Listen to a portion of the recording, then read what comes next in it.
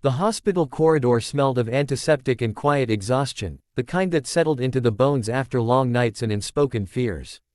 Outside the maternity ward, nurses moved with practiced calm, their shoes whispering against the polished floor. Inside one of the private rooms, a young woman lay propped against white pillows, her face pale but glowing with the fragile relief that follows pain survived. The newborn slept beside her, tiny chest rising and falling, wrapped tightly in a pastel blanket. This moment should have been sacred, untouched by bitterness or old resentments. Instead, it was about to be shattered. The door opened sharply, without a knock. The woman looked up, her smile fading as she recognized the stiff posture and tight lips of her mother-in-law. The older woman didn't glance at the baby. Her eyes fixed on the young mother with cold precision, as if she were an inconvenience rather than family. The air in the room thickened instantly. "So," the mother-in-law said, folding her arms. "You're still here." The young woman swallowed, adjusting herself slightly in the bed. "I just gave birth. The doctors said I need to stay another day." "That's not my problem," the older woman snapped. "You've caused enough trouble already. My son doesn't need more drama. You should pack your things and leave as soon as possible." The words landed like blows. The young mother felt heat rise behind her eyes, but she refused to cry. "Not here. Not now." She glanced instinctively at the sleeping baby, her hand tightening around the blanket. "This is a hospital," she said quietly. "And this is his child." The mother-in-law laughed, a sharp, humorless sound. "Don't act innocent. You think giving birth changes everything. You were a mistake from the start. If you had any dignity, you'd disappear before you embarrass this family further." A nurse passing by paused briefly at the raised voices but continued on, assuming this was a private family matter. The young woman's heart pounded.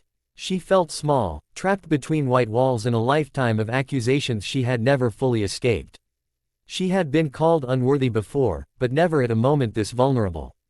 "You're not welcome here," the older woman continued, stepping closer to the bed. "As soon as you're discharged, don't even think about coming to our house.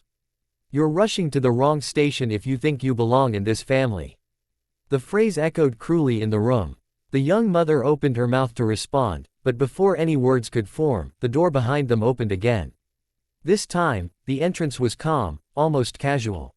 A man stepped inside, tall, broad-shouldered, wearing a simple jacket and an expression that mixed curiosity with restrained irritation. The mother-in-law turned sharply, prepared to scold another interruption, but the moment her eyes met his face, her words died in her throat. Her mouth opened slightly. No sound came out. The man glanced from one woman to the other, instantly reading the tension. "I'm guessing this isn't a celebration," he said dryly. The young mother stared in disbelief. You came." He smiled gently at her, then looked at the baby. "Of course I did." The mother-in-law finally found her voice, though it trembled. "What are you doing here?" she demanded, though the authority she usually wielded had evaporated. "I could ask you the same thing," the man replied. "But judging by the shouting, I think I already know." He stepped closer to the bed, careful and respectful, and looked down at the newborn. His face softened in a way that seemed to rearrange the room itself. "She's beautiful," he said quietly. The older woman's hands clenched.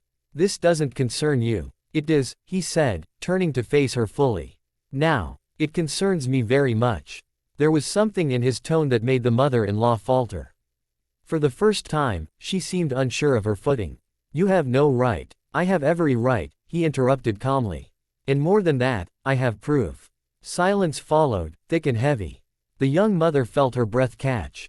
She didn't know what proof meant, but the steadiness in his voice gave her a sudden sense of safety she hadn't felt in a long time. "You've spent years controlling the story," he continued. "Telling people who belongs and who doesn't. Deciding who's worthy. But that ends today." The mother-in-law shook her head, but her eyes darted away. "You're twisting things." "No," he said. "I'm correcting them." He reached into his jacket and pulled out a folder, placing it gently on the side table. "Legal documents, medical records, and a statement from your son." At the mention of her son, the older woman stiffened. "He wouldn't." "He did," the man said. "Because he's tired of watching you destroy the people he loves." The young mother felt tears finally spill over, but this time they were silent, almost relieved. She covered her mouth with her hand, overwhelmed. "You don't get to throw her out," the man continued. "Not of this hospital. Not of her marriage. And certainly not of her child's life. The mother-in-law's face drained of color. She looked around the room, as if expecting someone to support her, but there was no one. Just the quiet hum of hospital equipment and the soft breathing of a newborn. "This isn't over," she whispered weakly. "It is," he replied. "For you." She stood there for a long moment, frozen, then turned abruptly and left the room without another word. The door closed softly behind her, a sound that felt final. The young mother let out a shaky breath she hadn't realized she'd been holding. "I thought I was alone," she said, her voice barely above a whisper. "You were never alone," the man said gently. "You just needed someone to stand where she couldn't push you anymore." He pulled a chair closer to the bed and sat down. "Rest now. You've been strong enough for one day." She nodded, her gaze drifting back to her baby. For the first time since labor had begun, the room felt warm, protected. Outside, life continued its ordinary rush, but inside that hospital room, something fundamental had shifted. Control had changed hands. Fear had lost its grip. And where cruelty had tried to take root, something quieter and far more powerful had taken its place. The night outside the maternity ward pressed softly against the windows, a blur of city lights and distant traffic that felt far removed from the small room where a new life had just begun. Inside, the air carried the faint scent of disinfectant and warm linen. Machines hummed in low, steady rhythms, keeping watch while a young woman lay in bed, exhausted yet awake, her eyes fixed on the tiny bundle beside her. The baby stirred, making a soft sound that felt louder than anything else in the world. In moments like this, time should slow, wrapping mother and child in quiet protection. Instead, tension crept in like a shadow. The door opened with unnecessary force. The young woman flinched, already sensing who it was before she looked. Her mother-in-law stood in the doorway, heels planted firmly, gaze sharp and unsympathetic. She didn't offer congratulations, didn't smile, didn't even glance at the newborn. Her focus was cold and deliberate, as though she had come to settle a debt rather than meet her grandchild. "I hope you're ready to leave," the older woman said flatly. "This isn't a hotel." The young mother slowly pushed herself into a more upright position, wincing at the ache in her body. "The doctor said I need to stay. Until morning," she replied, trying to keep her voice steady. "There were complications." "Excuses," the mother-in-law snapped. "You've been full of them since the day you walked into our lives." The words cut deep. The young woman's hand instinctively moved to the baby, fingers brushing the soft blanket as if to reassure herself that something real and good existed in this moment. "I just gave birth to your son's child," she said quietly. "Please don't do this here. Don't tell me what to do," the older woman shot back, stepping farther into the room. "You think a baby gives you power. You were never meant to stay. You've taken enough from this family already." The room seemed to shrink around them. The young mother felt her chest tighten, breath shallow and uneven. She had imagined many versions of motherhood, but this, being humiliated hours after giving birth, was not one of them.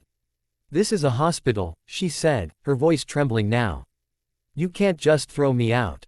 The mother-in-law's lips curled into a thin smile. "Watch me. As soon as they discharge you, you're gone. Don't come looking for help. Don't come to our house. You're rushing to the wrong station if you think you belong with us." The phrase echoed sharply, heavy with finality. Tears blurred the young woman's vision, but she blinked them away, refusing to let them fall. She wouldn't give this woman that satisfaction. The baby shifted, letting out a tiny cry, and the sound broke something inside her. Before she could speak again, the door opened once more. This time, there was no force, no anger. A man stepped in quietly, his presence immediately altering the atmosphere. He paused for a brief second, taking in the scene, the rigid posture of the older woman, the pale, trembling new mother, the crying infant. His jaw tightened. "I thought this might be happening," he said calmly. The mother-in-law turned, irritation flashing across her face, then instantly draining as recognition set in. Her eyes widened. "What are you doing here?" she asked, her voice suddenly uncertain. "I came to see my granddaughter," the man replied. He moved closer to the bed, his gaze softening as he looked at the baby. "And to make sure no one is being bullied in a place where they're supposed to heal." The young woman stared at him, stunned. She hadn't expected him to come, not after everything that had happened. "I didn't think you would," she whispered. He met her eyes. "I should have come sooner." The mother-in-law recovered enough to scoff. This is none of your business. It became my business the moment you decided to abuse your authority as a parent, he said evenly. And the moment you decided to attack a woman who can barely stand. The older woman folded her arms, but the confidence she usually carried was gone. You're exaggerating. No, he replied. I'm ending it. He reached into his bag and pulled out a stack of papers, placing them on the bedside table. These are custody acknowledgments, financial arrangements, and a formal statement from your son. He signed everything willingly. The mother-in-law's face went pale. He wouldn't go behind my back. He didn't, the man said. He stepped out from under it. Silence filled the room, broken only by the baby's soft whimpers, which the man gently soothed with a careful touch. You don't get to decide who stays and who goes anymore, he continued. You don't get to threaten her or treat her like she's disposable. The young mother felt a sob rise in her throat, this time from relief. Her shoulders sagged as the tension she'd been holding finally loosened. She hadn't realized how badly she needed someone to say these things out loud. The mother-in-law took a step back, eyes darting between the man and the papers. You think this makes you powerful? She hissed. No, he said quietly. It makes me responsible. She stood there for a long moment, rigid and silent, then turned and walked out without another word. The door closed softly, leaving behind a stillness that felt almost unreal. The young mother exhaled shakily. I was so afraid, she admitted. I thought no one would stop her. The man pulled a chair closer and sat down. People like her rely on silence, he said. Tonight, that silence broke. He smiled gently at the baby. You did well, both of you. The young woman followed his gaze, tears finally slipping down her cheeks, unchecked and cleansing. In that quiet hospital room, surrounded by soft light and steady breathing, she felt something new take hold. Not fear, not doubt, but a fragile, growing certainty that this child's life would begin not with exile, but with protection.